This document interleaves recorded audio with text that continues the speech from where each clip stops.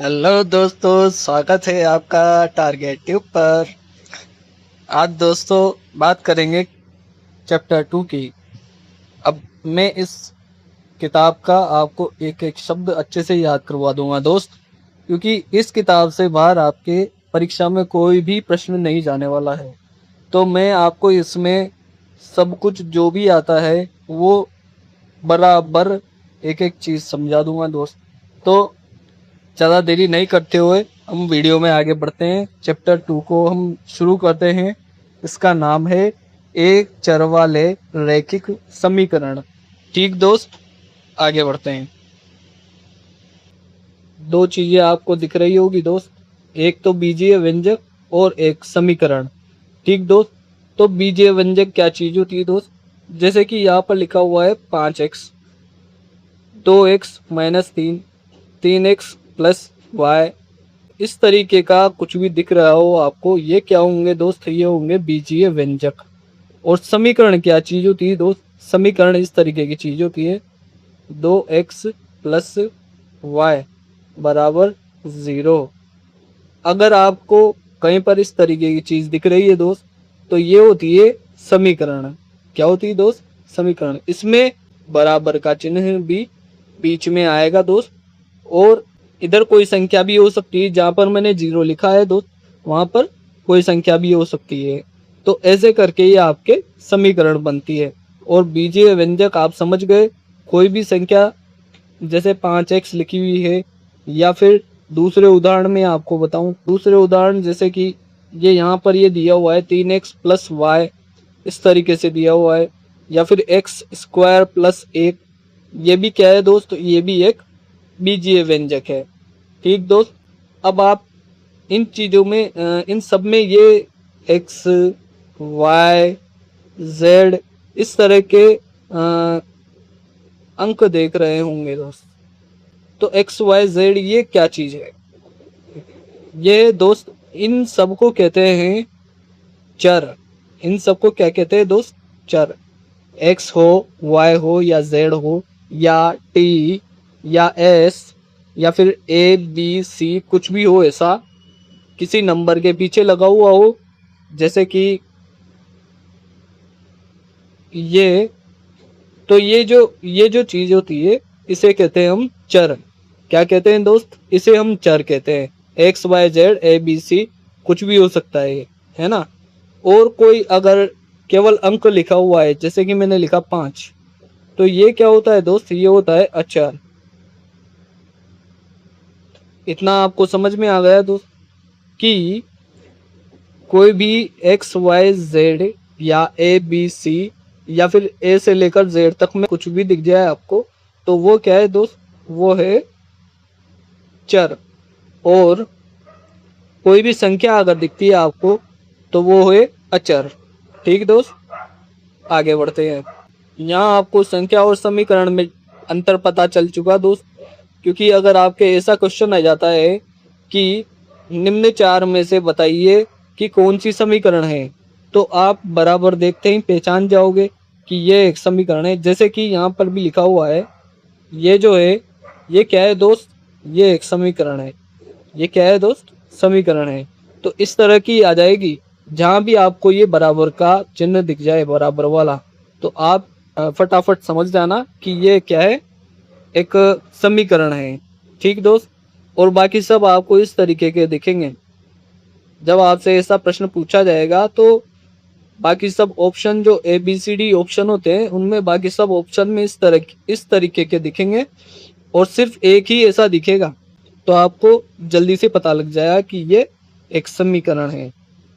और हो सकता है इसको उल्टा भी पूछा जा सकता है, कि जैसे बताइए निम्न में से कौन एक बीजीय व्यंजक है। ठीक दोस्त, तो वहां पर आपको क्या देखना है कि कौन सी चीज में बराबर नहीं लगा हुआ, कौन से नंबर में या कौन सी चीज में बराबर नहीं है।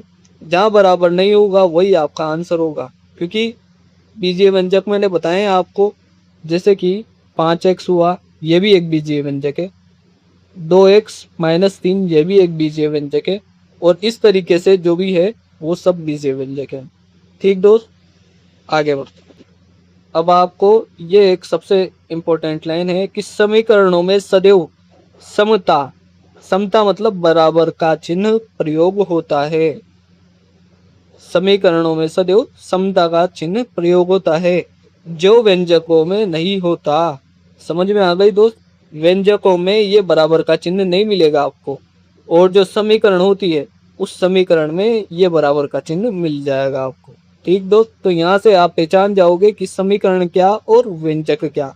इतना आपके समझ में आ गया होगा। आगे बढ़े। जैसे देखना, इसने कहा है कि व्यंजकों में भी कुछ ऐसे ऐसे होते हैं जिनमें दो चर उपस्थित होते हैं। दो चर का मतलब एक्स और वाई हुआ, जैसे कि यहाँ पर लिखा हुआ है 2xy+5, ऐसा लिखा हुआ है इसमें। तो ये जो एक्स और वाई है, ये कितने चर है दोस्त? दो चर हो गए। एक तो इसमें कौन सा चर है? एक्स, और एक चर है इसमें वाई। ठीक दोस्त, तो अब इसने यहाँ पर रैखिक व्यंजक को पहचानने का तरीका बताया है दोस्त। इसमें क्या तरीका है वो मैं बता दूंगा आपको दोस्त। इसने रैखिक कुछ रैखिक व्यंजक दिए हैं और कुछ ऐसे बताए हैं उदाहरण जिनमें रैखिक व्यंजक नहीं है दोस्त। ठीक, तो इन्हें हम कैसे पहचानेंगे? ध्यान से देखना। यहाँ देखिए, ये वाला देखिए, यहाँ कुछ रैखिक व्यंजक है। रैखिक व्यंजक कैसे दोस्त? जैसे कि 2x है, 2x+1 है, 3y है, 3y-7 है, 12-5 z है, 5/4 x-4 है, +10। इस तरीके से ये पूरा एक व्यंजक है यहाँ पर। ठीक दोस्त, ये क्या है दोस्त? ये सारे के सारे रैखिक व्यंजक है। ठीक, अब हम बात करते हैं जो व्यंजक रैखिक नहीं है। ठीक दोस्त, जो व्यंजक रैखिक नहीं है उनमें क्या बात है अभी मैं बताऊंगा दोस्त। पहले मैं व्यंजक बता देता हूँ आपको। x² + 1, y+y², a+z+z² + z3। ठीक दोस्त, तो अब यहाँ पर देखना ध्यान से, जो व्यंजक रैखिक नहीं होगा उसमें चर के ऊपर कुछ ना कुछ घात जरूर होगी। घात का मतलब दोस्त, जैसे मैंने लिख दिया x⁻², तो ये जो चीज है ना, ये घात हुई दोस्त उसकी, है ना। तो x के ऊपर कोई भी घात हो या अन्य के ऊपर भी हो, जैसे y के ऊपर हो, z के ऊपर हो या t के ऊपर हो, s, जितने भी चर मैंने बताए a से लेकर z तक में सभी चर। ठीक, किसी के ऊपर भी अगर आपको इस तरीके से घात दिखती है, 2 हो या 3 भी हो सकती है, जैसे कि यहाँ पर z के ऊपर 3 घात लगा रखी है, तो ऐसे व्यंजक रैखिक नहीं होंगे दोस्त कभी भी। अगर आपको इन व्यंजकों के ऊपर घात दिख रही है तो ऐसे व्यंजक कभी भी कैसे नहीं होंगे दोस्त? रैखिक नहीं होंगे। और रैखिक व्यंजक क्या होंगे दोस्त? जैसे सीधे सीधे इसके ऊपर घात नहीं मिलेगी आपको, बिल्कुल भी घात नहीं मिलेगी।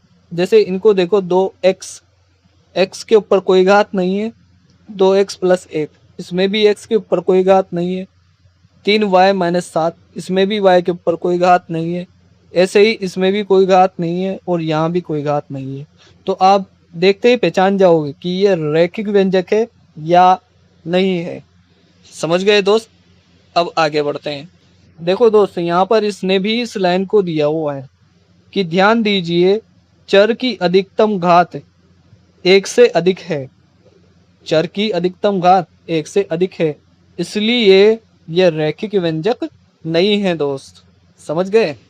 आगे अब यहाँ पर क्या लिखा हुआ है दोस्त कि अब हम समीकरणों में केवल एक चर वाले व्यंजकों का ही अध्ययन करेंगे या प्रयोग करेंगे। ऐसे समीकरण एक चर वाले रैखिक समीकरण कहलाते हैं। ठीक दोस्त, अब एक चर वाले रैखिक समीकरण कैसे दोस्त, ये ध्यान से देखना। ठीक, यहाँ पे बता देता हूँ मैं। जैसे कि एक चर का मतलब आप समझ गए दोस्त, सिर्फ एक चर होगा उसमें, x हो या y हो या z हो, कोई सा भी एक होना चाहिए, है ना। उससे ज़्यादा नहीं होने चाहिए, एक से ज़्यादा। जैसे कि 2x, 2x है, इसमें एक ही चर है बिल्कुल। तो इसने क्या कहा, एक चर वाले रैखिक समीकरण, एक चर वाले रैखिक समीकरण, तो रैखिक समीकरण भी होनी चाहिए वो। तो यहाँ पर ध्यान से देखो दोस्त, यहाँ पर इसने बहुत अच्छा उदाहरण दिया हुआ है यहाँ पर। तो यहाँ पर ध्यान से देखो दोस्त, यहाँ पर एक चर वाले रैखिक समीकरण का बहुत अच्छा उदाहरण दिया हुआ है ये 2x-3 बराबर 7। अब यहाँ पर इसने हर एक चीज को अच्छे से बताया भी है दोस्त कि यहाँ पर जो ये x है ये क्या है दोस्त, ये चर, ठीक दोस्त। और यहाँ पर जो ये बराबर का निशान है, ये बराबर का, ये क्या है दोस्त, ये समता का निशान है, ठीक। और ये पूरी मिलाकर, ये पूरी मिलाकर क्या है दोस्त, एक समीकरण। समझ में आ गई बात दोस्त। और इसने यहाँ पर नीचे बताया भी है, क्या बताया है दोस्त, इसने बताया है कि 2x-3 ये जो है, ये जो है इधर वाला, ये कौन सा पक्ष है दोस्त, बायां पक्ष। आप मोबाइल को इस तरीके से पकड़ कर बैठे हो दोस्त, जैसे ये आप हो, आपने मोबाइल किस तरीके से पकड़ा है, इस तरीके से। तो ये जो आपका इधर वाला हाथ है ये बायां हाथ है दोस्त, मेरा भी बायां हाथ है। और ये वाला हाथ है आपका कौन सा, दायां हाथ, दायां हाथ है दोस्त बिल्कुल। तो जो आपके बाएं हाथ की तरफ आपको ये व्यंजक दिख रहा है, ये वाला कौन सा पक्ष है दोस्त, ये है बायां पक्ष। और इधर वाला जो व्यंजक है ये आपके दायां पक्ष है। इतना समझ में आया दोस्त। यहाँ पर भी इसने दिखा रखा है 7 जो है ये दाएं पक्ष में है, मतलब ये दाएं तरफ है। समझ में आई बात। बराबर के इस तरफ, बराबर के इस तरफ बायां, और बराबर के इस तरफ दायां। इतना समझ में आया दोस्त। इसे हम LHS यानी कि लेफ्ट हैंड साइड इस तरीके से भी लिख सकते हैं शॉर्ट में, है ना दोस्त। और जो ये दायां पक्ष दिखाया गया है इसे हम RHS यानी कि राइट हैंड साइड इस तरीके से भी शॉर्ट में लिख सकते हैं दोस्त। तो जब भी हम सवाल करेंगे तो लास्ट में क्या लिखेंगे, LHS बराबर RHS, मतलब लेफ्ट हैंड साइड बराबर राइट हैंड साइड। समझ में आए दोस्त। आगे बढ़ते हैं दोस्त। यहाँ देखना कि समीकरण हमने वो वाली देखी थी, वही एग्जाम्पल में डाल लेते हैं। 2x-3 बराबर 7। अब हमारे पास होता क्या है इसमें कि इधर इधर जो संख्या दिख रही है आपको दोस्त, यही संख्या कोई भी मान रखने पर, इधर की तरफ में कोई भी मान रखने पर यही संख्या मिलनी चाहिए, क्योंकि दोस्त ये वाला और ये वाला पक्ष दोनों बराबर होते हैं, ठीक दोस्त। दोनों पक्ष बराबर होते हैं तो इधर कोई संख्या अगर हम रखते हैं तो वो जो है इसका पूरे का मान इसके बराबर होना चाहिए दोस्त। तो ऐसे कुछ मानों के लिए ही ये संभव हो पाता है, मतलब कुछ ही मान होंगे ऐसे जिनसे कि ये इधर वाला जो नंबर है वो हमें प्राप्त हो जाएगा, उधर भी इस तरफ भी दोनों बराबर हो जाए, कहने का मतलब इधर 7 है तो इधर भी 7 आ जाना चाहिए, इसे हल करके। समझ में आए दोस्त। तो ऐसे x के कोई कोई मान ही होंगे ऐसे जिनसे ऐसा संभव होगा। जैसे मैं x की जगह पर 5 रख के देखूं तो 2 इंटू चर है और ये अचर है, ठीक है। इन दोनों के बीच में कोई भी चिन्ह नहीं है दोस्त, तो ये गुणा का चिन्ह सदैव होता है इनके बीच में, ठीक है दोस्त। तो अब हम क्या करते हैं, 2x की जगह पे क्या रखूं दोस्त, x की जगह पे मैं अगर 5 रख देता हूं, इस x की जगह पर मैंने 5 रख दिया और -3 बराबर 7, ठीक दोस्त। अब मैं इसे हल कर लेता हूं, पहले इसको इससे गुणा कर लेता हूं। 5 दूनी 10, 10 आ गया, और 10 - 3 बराबर 7। अब 10 में से 3 जाएंगे तो दोस्त क्या आएगा, 7। और ये 7 इधर वाले, ये वाला 7 इस वाले 7 के बराबर है दोस्त। तो इसका मतलब हमारा काम हो गया, हमने वो मान पता कर लिया कि जिस मान से ये इधर वाला पक्ष इस वाले पक्ष के बराबर होता है, ठीक दोस्त। तो ऐसे कुछ मान ही होते हैं जिनसे ऐसा संभव हो सकता है। 5 की जगह पर अगर मैं 10 ले लेता तो फिर ये कुछ और ही मान लेके आता, जो कि इधर वाला पक्ष और इधर वाला पक्ष बराबर नहीं होता दोस्त। ठीक, आगे बढ़ते हैं। अब समीकरण को हल करने के कुछ नियम होते हैं दोस्त, उसे हम मिरर ट्रिक से सीख लेंगे, फटाफट सीख लेंगे, कोई टेंशन लेने की बात नहीं, इतना बड़ा कुछ भी नहीं होता। आप इन नियमों की मदद से समीकरण को चुटकियों में हल कर लेंगे दोस्त। तो कैसे करेंगे देखना। सबसे पहले मैं आपको वो चीजें समझा देता हूँ, वो नियम समझा देता हूँ जिससे आप समीकरण को हल करोगे, और वो किससे, मिरर ट्रिक से बताता हूँ। तो मिरर ट्रिक ये है हमारी, ये है इक्वल। ठीक दोस्त, बराबर का निशान है, और आप जानते हैं इधर LHS होता है, यानी कि लेफ्ट हैंड साइड होता है, और इधर होता है RHS, इधर होता है राइट हैंड साइड। ठीक दोस्त, अब मिरर ट्रिक क्या है दोस्त, ये आ गया हमारे यहाँ पर शीशा। ठीक दोस्त, ये बीच में आ गया शीशा, तो इसका मतलब क्या हुआ, बराबर के इधर जो कुछ होगा वो बराबर के इधर की तरफ में उल्टा होगा। समझ गए दोस्त। और एक चीज समझ लो दोस्त, कि ये जो LHS होता है इस तरफ में हमेशा चर होता है, मतलब चर को हमेशा इस तरफ रखना है आपको। जब भी आप मान ज्ञात करो किसी भी चर का, तो उस चर को इस तरफ ही रखना दोस्त। ठीक है, और इस तरफ बराबर के इस तरफ में क्या रखना है दोस्त, आपको इस तरफ में अचर रखना है। अचर का मतलब कोई भी संख्या, संख्या। ठीक दोस्त, इतना समझ में आया। अब ट्रिक को ध्यान से समझो दोस्त, यही ट्रिक आपको सभी प्रश्न हल करने में मदद करेगी। तो ध्यान से देखना। अब अगर इधर कोई संख्या प्लस में है तो इधर आकर वो माइनस की हो जाएगी, और इधर कोई संख्या माइनस की है तो वो इधर आके प्लस की हो जाएगी, मतलब उल्टा हो जाएगा उसका। इधर कोई प्लस में है तो इधर आके माइनस की हो गई, इधर कोई माइनस की है तो इधर आके प्लस की हो गई। इतना समझ में आए दोस्त। इधर कोई संख्या गुणा में है अगर, तो इधर आके भाग की हो जाएगी, इधर कोई संख्या भाग की है अगर, तो इधर आके गुणा की हो जाएगी। अब ये समझ में आ गया दोस्त। ठीक है, इतना समझ में आ गया तो आप सभी प्रश्न हल करने योग्य हो गए दोस्त। और अब एक चीज को और आराम से बहुत अच्छे से समझना दोस्त, ये हमारी मिरर ट्रिक में एक चीज और समझ लेना दोस्त। जैसे मैंने यहाँ पे नहीं ये बना लिया, ठीक, मतलब इस मिरर को ये बराबर समझना दोस्त, बराबर के इधर, इधर लेफ्ट हैंड साइड और इधर राइट हैंड साइड, इसकी बता रहा हूँ मैं। ये आपको बराबर के इधर उधर करना है दोस्त, ऐसे मिरर मत बना देना वहां पे, है ना दोस्त। इतनी बात अगर आपके मिरर वर्ड वाली बात समझ में आई है, तो हम इस वाले उदाहरण को भी हल करके देख लेते हैं। कौन से, इस वाले उदाहरण को भी हल करके देख लेते हैं। ठीक दोस्त, तो यहाँ देखना हमारा पहला उदाहरण देखना दोस्त, यहाँ पर 2x-3, 2x-3 बराबर x plus 2, 2x-3 x plus 2 बराबर के बाद में। तो अब हमने पहली बात क्या की थी दोस्त, कि ये जो x है ना, ये चर हमेशा इधर होने चाहिए। समझ में आई बात। और ये जो अचर है ये किधर होने चाहिए, इधर की तरफ होने चाहिए। तो अब हम इनकी अल्टा पलटी कर लेते हैं दोस्त, और इनकी अल्टा पलटी को क्या कहते हैं दोस्त, पक्षांतरण। पक्षांतरण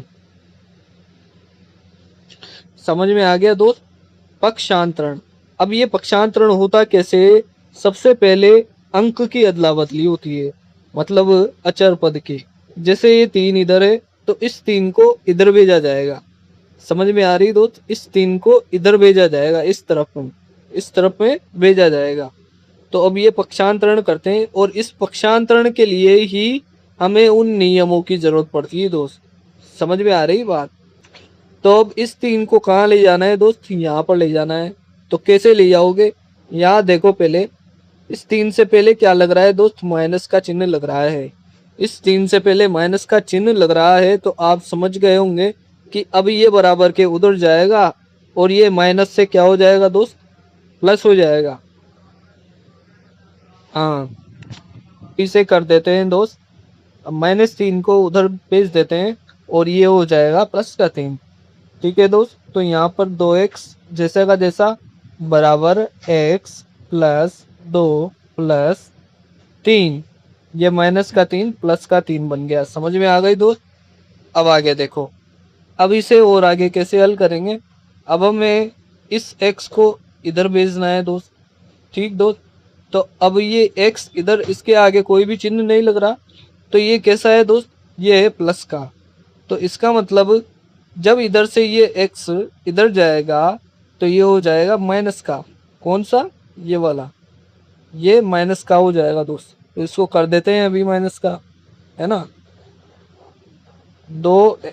2x माइनस x बराबर, तो यहाँ पर इन दोनों को जोड़ कर लिख देंगे दोस्त। जोड़ कर आया तो 5 आया दोस्त यहाँ पर, ठीक है। अभी यहाँ पर ध्यान देना दोस्त, 2x है और x है, तो 2x में से एक x जाएगा तो कितना x बचेगा दोस्त, एक x बचेगा। तो इसका मतलब यहाँ हमारा उत्तर हो जाएगा x बराबर 5। x बराबर 5, यहाँ पर हमारा ये उत्तर हो जाएगा दोस्त। अब 2x में से एक x गया तो आपको पता है x ही आएगा, और ये कैसे जाते हैं दोस्त। वाह। अब हम अगले वीडियो में प्रश्नावली के प्रश्न उत्तर, प्रत्येक प्रश्न को, एक एक प्रश्न को अच्छे से हल करके देखेंगे, और वहां पर मैं आपको अच्छे से और भी अच्छे से समझा दूंगा दोस्त कि ये किस तरीके से पक्षांतरण होता है और किस तरीके से ये चीजें इधर उधर बदलती है। तो यहाँ पर आपने देखा मिरर ट्रिक से हमने इन चीजों को सबको पक्षांतरित भी किया और लास्ट में उत्तर भी निकाल लिया। तो अब मिलते हैं हम अगले वीडियो में, तब तक के लिए हंसते रहिए, मुस्कुराते रहिए, बड़ों का आशीर्वाद लेते रहिए, और चैनल को सब्सक्राइब करते रहिए, वीडियो को लाइक करते रहिए, और साथ में अपने साथियों के साथ शेयर करते रहिए।